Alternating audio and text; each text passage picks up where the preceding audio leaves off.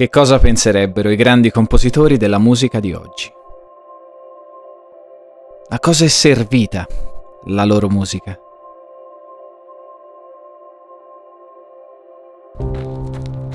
Io non ricorderò gran parte della mia vita. Può sembrare non essere così vero la prima volta che lo pensiamo, ma ci sono così tanti dettagli e piccoli momenti ogni giorno che è impossibile ricordarseli tutti. Questo è un buon promemoria per cercare di essere presenti e proteggere i nostri ricordi più importanti. Sebbene oggi abbiamo la possibilità di catturare facilmente qualunque cosa con foto e video, vorrei far notare un approccio differente.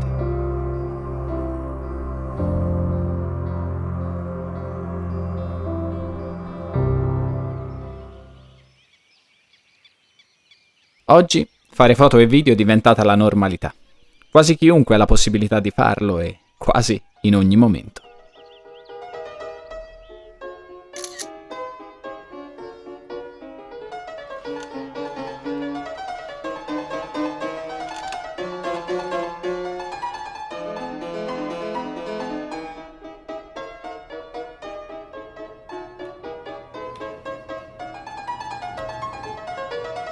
Sono state fatte delle ricerche sul nostro cervello mentre scattiamo fotografie, che hanno mostrato come questa accumulazione ossessiva di immagini influenza la nostra memoria visiva, a discapito però degli altri sensi. Quindi è come se non stessi ponendo attenzione ai suoni, agli odori, al gusto e al tatto. A tutte quelle sensazioni che hanno delle connessioni più forti col nostro cervello rispetto alla vista. E questo mi fa riflettere molto perché sto dedicando gran parte della mia vita a raccontare storie con le immagini.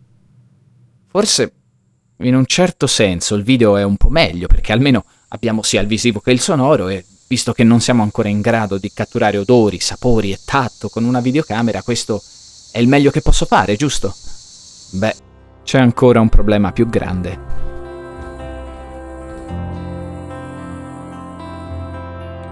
Per quanto riguarda le mie esperienze, molti dei ricordi più forti, le cose che vuoi ricordare di più nel corso della tua vita, non sono per forza cose che puoi catturare con foto o video.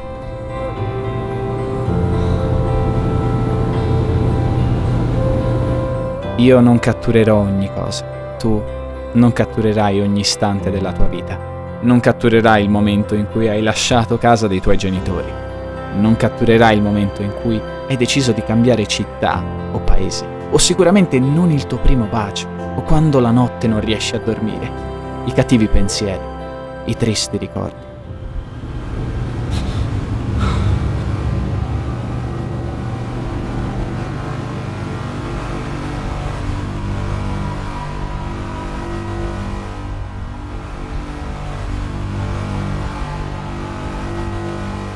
Forse questi ultimi, in quel momento, non pensi proprio che vorrai ricordarteli, ma poi in futuro magari realizzerai che erano fondamentali per quello che sei adesso. Le cose che vorrò ricordarmi di più non sono come le vedevo, ma come le sentivo in quel momento.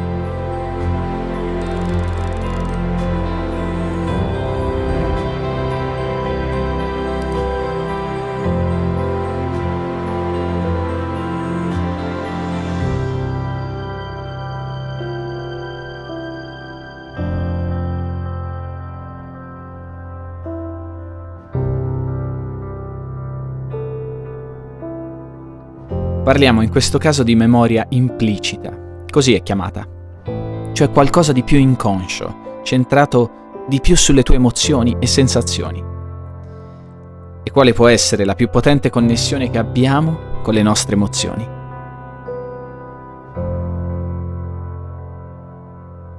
Io penso che sia la musica.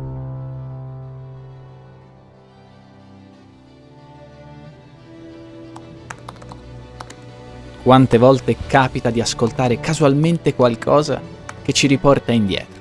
Un po' come se salissimo a bordo di una macchina del tempo e Forse anche tu avrai voglia di ritrovare qualche ricordo in futuro, o perché no, anche adesso. Ma se invece volessimo deciderlo noi quando? Ho bisogno della vostra partecipazione attiva, della vostra energia. This is the new adventure of the music. Le mani, grazie. Quindi, a cosa è servita la musica dei più celebri compositori? E a cosa la musica di quelli dopo di loro? E a quelli prima?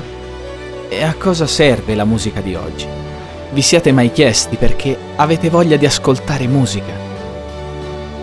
Perché ci emoziona, raggiunge la nostra anima e ci aiuta a ricordare. Quindi, grazie. Grazie a chi condivide con noi questa lingua universale, capace di arrivare dove altro non arriva. Grazie a chi fa musica.